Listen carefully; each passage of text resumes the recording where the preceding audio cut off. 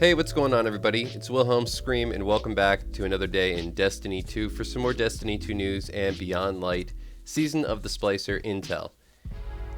And in this video, we're going to be talking about the Glassway strike for the Grandmaster version as well as solo runs. And we're going to cover all the best tips, tricks, cheeses, and glitches that you can use in what really is probably the most difficult content in the game presently. But before I get into all that information, I just want to remind everybody I'm still doing the giveaway on my YouTube channel. The next one will be at 50,000 subscribers. All you have to do to be entered into that giveaway is like this video, subscribe to the YouTube channel, turn on all the post notifications, the bell that's right next to the big red subscribe button, and follow me on Instagram or Twitter. They'll be linked in the description box down below. And as always, if you stick around till the end of the video, I'll have a secret hashtag you can leave in the comments section to be entered into that giveaway a second time for this video. And remember, those secret hashtags stack between all videos, so if you haven't done this on a previous piece of content on this channel, why not go back, check out another video, and of course, do it again. Big shout out to my buddy Sinister and Ash and Luca for running this particular strike with me too many times to list. Failing plenty. Hopefully we'll get a full run in there soon. There's very little I can actually say about the Glassway strike that's positive. Bottom line, I hate it. I think everybody should. It is one of the most difficult, if not the most difficult strikes in the game. At the Grandmaster level, with the current champions that you have to face, it is just overly difficult. There's very few places to hide. You're exposed for the majority of the strike. So the things that I'll be able to provide for you in terms of glitches and cheeses are limited, to say the least. There are two things we're going to focus on. One is the plate section, and the other is the obvious boss encounter. Leading up to the actual plate, I can't really give you too much advice, except to stay at the entry areas of each zone. So as you progress and you have to take out a boss or a mini boss, definitely stay at the entry points. Bring a well of radiance, maybe someone with stasis. A Titan always can help, but you're going to need to have a good synergy there in accord with just weapons and as well as the supers that you're using. A build is really going to be the most important thing. So Warmind cells help, but overall, it's just going to take some practice. My fire team and I found ourselves being killed out even in the first section several times. I even found myself dying once just to the fall damage from the initial spawn point. It was crazy.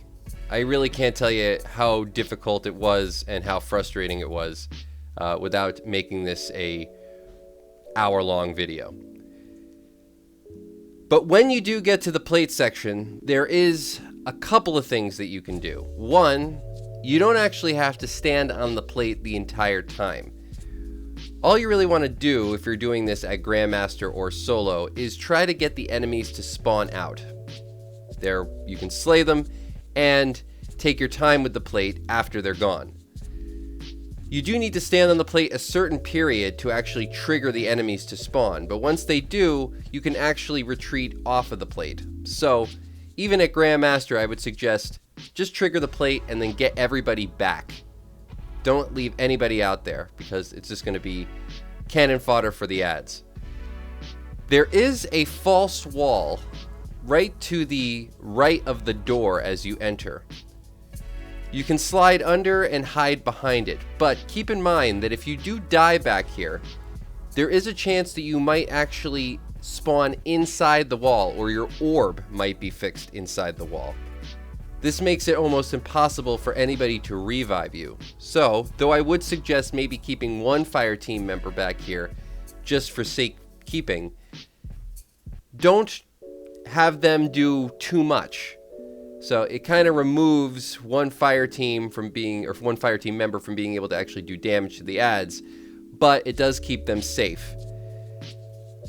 I would suggest keeping at least 2 members hidden behind the crates directly behind the plate. Look out for the snipers. Definitely stack up on anti-arc and anti-sniper mods. The snipers are actually the thing that probably killed us the most. Though they're only vandals, there's a lot of them. The ones that spawn up on top, in between, I believe it's the 3rd and 4th wave of the plate, are really the ones you have to make sure you take out first. Even if you are standing behind the false wall, if you're in the corner, you're fine. But if you come towards the opening, they will get you. This is one of the places where I stood hoping to help my teammates, got sniped by the vandals, and then ended up having my orb stuck inside the wall, making it impossible for me to respawn. If you manage to make it past the plate encounter, you're doing pretty good, but the most daunting task is still the boss. Now, I found a couple of places that you can actually hide out, but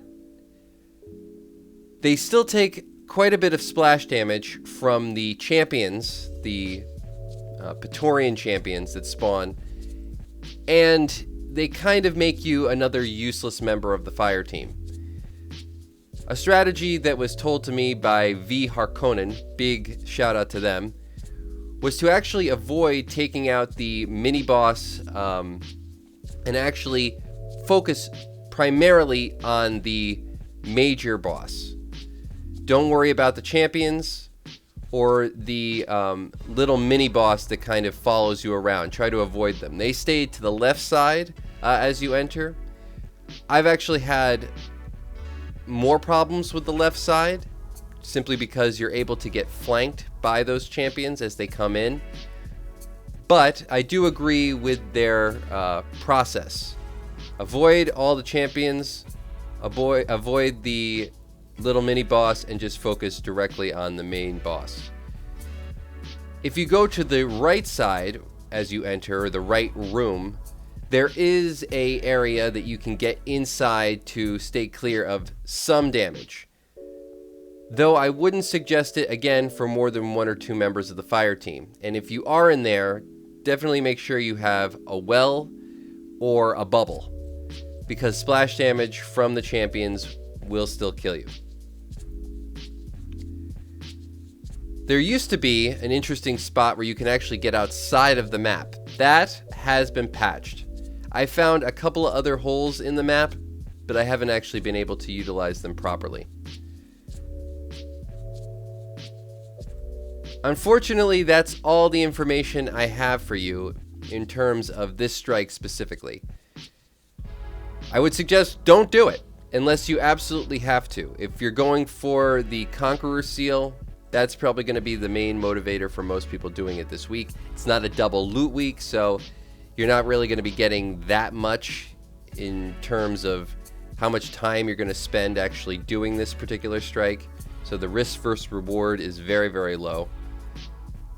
If you are intent on farming out a Master or Grandmaster this week, I would actually suggest just do the Inverted Spire, as now all the Grandmasters are available. I was going for the Conqueror Seal. I'm still going for my Conqueror Seal. So I've sort of been forced to do this. It will be available every week now until the end of the season.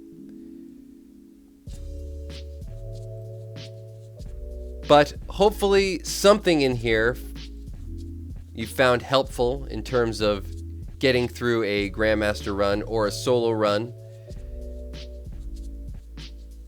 Like I said, just take your time. Try not to get frustrated, though I'm sure that's going to be impossible for most. If you've watched this far in the video, please leave a hashtag BeyondLight or a hashtag Season of the Splicer or a hashtag Glassway Strike, the Glassway Strike, in the comments section down below. And as always, I am Wilhelm Scream. Of course, we will see you in the next video. Little!